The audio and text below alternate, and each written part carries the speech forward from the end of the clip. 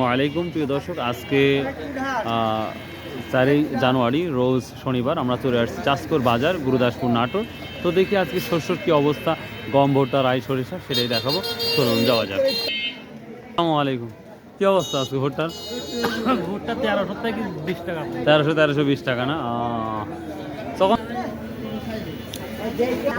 আসসালামু আলাইকুম বাবদুন, কেমন আছেন? রসুনের দাম বাড়তি, ধানের দাম বাড়তি, পাটের দাম বাড়তি, পেঁয়াজের দাম কম। এখন সরিষার কি অবস্থা বা ভুট্টার কি অবস্থা? সর্ষে 3500 টাকা দাম। হ্যাঁ, 3550 এটা কম না ভাইয়া? কম আমরা দেখতে পাচ্ছি এখন। তো দেখি আমরা সামনে যাচ্ছি। গম ভুট্টা নাই।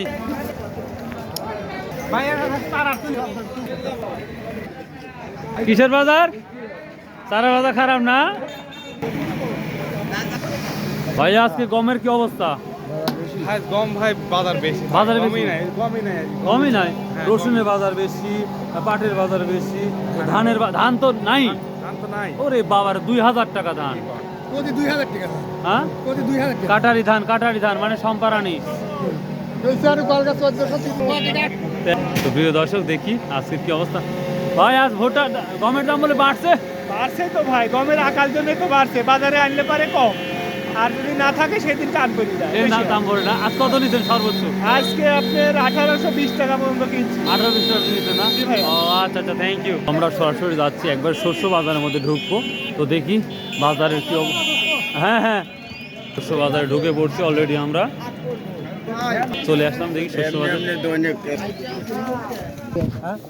কত করে দেওয়া লাগবে? বুনবে না বুনবে? কত বলছে এটা? 3550 টাকা না? বোনামনি শেষ হয়ে গেছে তো সরিষার।